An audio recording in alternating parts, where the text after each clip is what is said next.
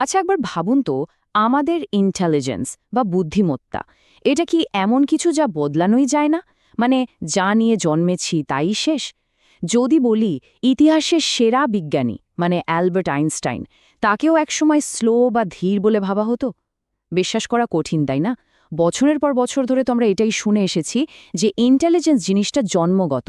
কিন্তু জানেন, বিশ্বের সেরা কিছু মাথা, তাদের জীবন কিন্তু একদম অন্য একটা গল্প বলে। আর আজ আমরা ঠিক সেই রহস্যটাই ভাঙতে চলেছি। তো আসল প্রশ্নটা ঠিক এখানেই এসে দাঁড়াচ্ছে। আমরা কি একটা নির্দিষ্ট মাপের বুদ্ধি নিয়েই জন্মাই, যেটা আর বাড়বেও না, কমবেও না? এই যে একটা ধারণা আমাদের মাথায় গেঁথে আছে, আজ আমরা সেটাকেই একটু চ্যালেঞ্জ করব। কারণ আসল সত্যিটা হলো, আমাদের ব্রেন বা মস্তিষ্ক কিন্তু একটা অসাধারণ যন্ত্র, যেটা নিজেকে বদলাতে পারে। আর কিভাবে তাকে আরও উন্নত করা যায়, সেই চাবিকাঠিটা কিন্তু আমাদের নিজেদের হাতেই আছে। এই যে দেখুন স্ক্রিনে, একদিকে কি আছে? সেই পুরনো ধারণাটা, তাই না, যে বুদ্ধি যা আছে তাই থাকবে। কিন্তু অন্যদিকে দেখুন, মানে ডান দিকে, নতুন গবেষণা কি বলছে? বলছে যে আমাদের রোজকার অভ্যাসগুলোই আসলে আমাদের বুদ্ধিকে গড়ে তোলে। এর মানে কি দাঁড়ালো? সোজা কথায়, আমরা প্রতিদিন যা করি, যেভাবে ভাবি, সেটাই ঠিক করে দেবে আমাদের মস্তিষ্ক কতটা ধারালো হবে। শুধু একবার ভাবুন তো এই নামগুলো নিয়ে।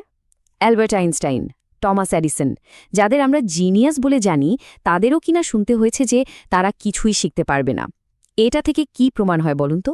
এটাই যে সঠিক অভ্যাস আর লেগে থাকার ক্ষমতা থাকলে জন্মগত প্রতিভাকেও ছাপিয়ে যাওয়া যায়। আরে তাদের জিন তো বদলে যায়নি, তাই না? বদলেছিল শুধু তাদের ভাবার আর কাজ করার ধরনটা। তাহলে চলুন শুরু করা যাক প্রথম অভ্যাসটা দিয়ে। কি সেটা? মননের জন্য নীরবতা। একটু অদ্ভুত শোনাচ্ছে? দেখুন, আমরা সারাদিন কিছু না কিছু ইনপুট নিতেই থাকি। বই পড়ছি, ভিডিও দেখছি, কিছু শুনছি, চলতেই থাকে।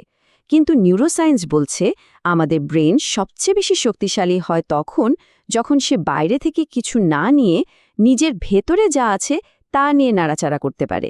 মানে নীরবতা মানে কিন্তু ব্রেনকে অফ করে দেওয়া নয়, বরং তাকে নিজের ভেতরের ডটসগুলো কানেক্ট করার সুযোগ দেওয়া। আর এটা করার একটা দারুণ উপায় হলো এই মননশীল হাঁটা। খুবই সিম্পল। প্রতিদিন মাত্র ২০ থেকে ৩০ মিনিট বের করুন। কোনো ফোন নয়, কোনো মিউজিক নয়, কিচ্ছু না। শুধু একা একা হাঁটুন। আমি জানি প্রথম প্রথম এটা খুব বোরিং লাগতে পারে, কারণ আমরা তো সব সময় কিছু একটা নিয়ে ব্যস্ত থাকতে অভ্যস্ত হয়ে গেছি। কিন্তু বিশ্বাস করুন, এই যে একটু অস্বস্তিকর নীরবতা, ঠিক এই সময়ে কিন্তু আপনার ব্রেন নতুন নতুন কানেকশন তৈরি করতে শুরু করে, আর এখানেই আপনার বুদ্ধি বাড়তে থাকে। আচ্ছা, এবার আমরা আসছি পরের দুটো অভ্যাসে, যেগুলো ব্রেইনকে একটু অ্যাক্টিভলি চ্যালেঞ্জ করে, মানে ব্রেইনকে দিয়ে কাজ করায়। প্রথমটা হলো কোনো সমস্যায় পড়লে চট করে সাহায্য না খুঁজে নিজে থেকে সমাধান করার চেষ্টা করা। আর দ্বিতীয়টা, লেখার মাধ্যমে নিজের ভাবনাগুলোকে গুছিয়ে নেওয়া। এই দুটো অভ্যাসই আপনার ব্রেইনকে একটা প্যাসিভ রিসিভার থেকে একটা অ্যাক্টিভ ক্রিয়েটারে বদলে দেয়। এই যে সেলফ কারেকশন বা নিজে থেকে নিজেকে শুধরে নেওয়া, এটা হলো ব্রেনের জন্য জিম করার মতো। ভাবুন, আপনি একটা কিছু পারছেন না, আর সাথে সাথে গুগল করে উত্তরটা দেখে নিলেন। এতে কি হলো? ব্রেন কিন্তু কিছুই শিখল না। কিন্তু যখন আপনি নিজে চেষ্টা করেন, ভুল করেন, আবার চেষ্টা করে ঠিক উত্তরটা বের করেন, ঠিক তখনই ব্রেনের ভেতরে নতুন কানেকশন তৈরি হয়। বেঞ্জামিন ফ্র্যাঙ্কলিনের এই টেকনিকটা দেখুন।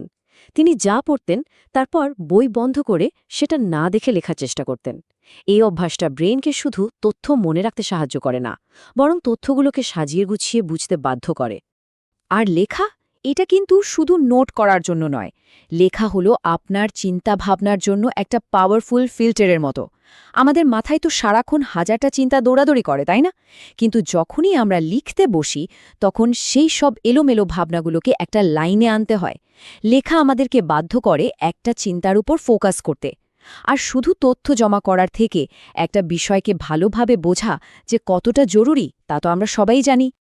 ওকে, আমাদের পরের দুটো অভ্যাস কিন্তু জ্ঞানকে কানেক্ট করা নিয়ে, মানে কিভাবে জ্ঞানের পরিধি বাড়ানো যায় আর যা শিখছি তা মনে রাখার ক্ষমতাকে আরও শক্তিশালী করা যায়। আসলে কি বলুন তো, যারা সত্যি বুদ্ধিমান, তারা কিন্তু শুধু একটা বিষয়েই আটকে থাকেন না, তারা বিভিন্ন জায়গা থেকে জ্ঞান জোগাড় করেন। আর দ্বিতীয়ত, তারা স্মৃতিশক্তিকে একটা টুলের মতো ব্যবহার করেন, যাকে প্র্যাকটিসের মাধ্যমে আরও ধারালো করে তোলা যায়। স্মৃতিশক্তি একটা পেশির মতো, এই কথাটা কিন্তু অসাধারণ। আমরা প্রায় বলি না, আরে আমার তো মেমরি একদম ভালো না, যেন এটা এমন একটা সমস্যা জানিয়ে আমরা জন্মেছি। কিন্তু সত্যিটা একদমই তা নয়। স্মৃতিশক্তিও কিন্তু মাসেলের মতোই। যত বেশি ব্যবহার করবেন, যত ঠিকঠাকভাবে একে ট্রেন করবেন, এটা ততই শক্তিশালী হবে। প্রত্যেকবার নতুন কিছু মনে রাখার চেষ্টা করা মানে ব্রেনের জন্য একটা করে ওয়ার্কআউট করা। তাহলে মেমোরিকে ট্রেন করার একটা খুব কার্যকারী উপায় কি? এখানে দেখুন, খুব সহজ 3টে স্টেপ। প্রথমে নতুন কিছু শিখুন। তারপর যে বই বা ভিডিও থেকে শিখলেন সেটা বন্ধ করে দিন। আর এরপর যা শিখলেন সেটা অন্য কাউকে নিজের ভাষায় বোঝানোর চেষ্টা করুন। কাউকে কিছু শেখাতে গেলে কি হয়, আপনাকে পুরো বিষয়টা খুব সহজ করে গুছিয়ে ভাবতে হয়। আর ঠিক এই প্রসেসটাতেই ওই জ্ঞানটা আপনার ব্রেনে একদম পাকাপাকিভাবে বসে যায়। এবার আমরা চলে এসেছি আমাদের তালিকার একদম শেষ অভ্যাসে। আর এটা হয়তো আপনাদেরকে সবচেয়ে বেশি অবাক করবে, কারণ এই অভ্যাসটাকে আমরা সবচেয়ে কম গুরুত্ব দিই। কি সেটা? সেটা হলো মস্তিষ্ককে ঠিকমতো বিশ্রাম দেয়া। আমাদের একটা ধারণা আছে যে যত বেশি খাটব, যত বেশি কাজ করব, ততই শিখব। কিন্তু জানেন, বাস্তবতা কিন্তু ঠিক তার উল্টো। এই তথ্যটা দেখুন একবার। ভাবা যায়, চার্লস ডারউইনের মতো একজন বিজ্ঞানী, যিনি বিবর্তনের মতো একটা জটিল তত্ত্ব দিয়েছেন, তিনি দিনে মাত্র 4 থেকে 5 ঘন্টা মন দিয়ে কাজ করতেন। বাকি সময়টা তিনি কি করতেন? হাঁটতেন, ভাবতেন আর বিশ্রাম নিতেন। শুধু ডারউইন কেন, বহু সফল মানুষই এটা মানেন যে বিশ্রামের সময়ই আমাদের ব্রেইন সারাদিনের শেখা জিনিসগুলোকে গোছায় আর নতুন নতুন আইডিয়া তৈরি করে।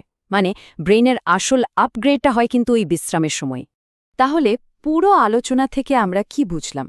এটাই যে বুদ্ধিমত্তা কিন্তু পাথরে খোদাই করা কোনো কিছু নয়। এটা একটা প্রসেস, যা সঠিক অভ্যাসের মাধ্যমে আরও ভালো করা সম্ভব। আর সবচেয়ে বড় কথা হলো, সেই চাবিকাঠিটা কিন্তু আমাদের নিজেদের হাতেই আছে। সুতরাং একদম শেষ কথা হলো এটাই, লক্ষ্যটা শুধু একগাদা তথ্য মাথায় জমানো নয়।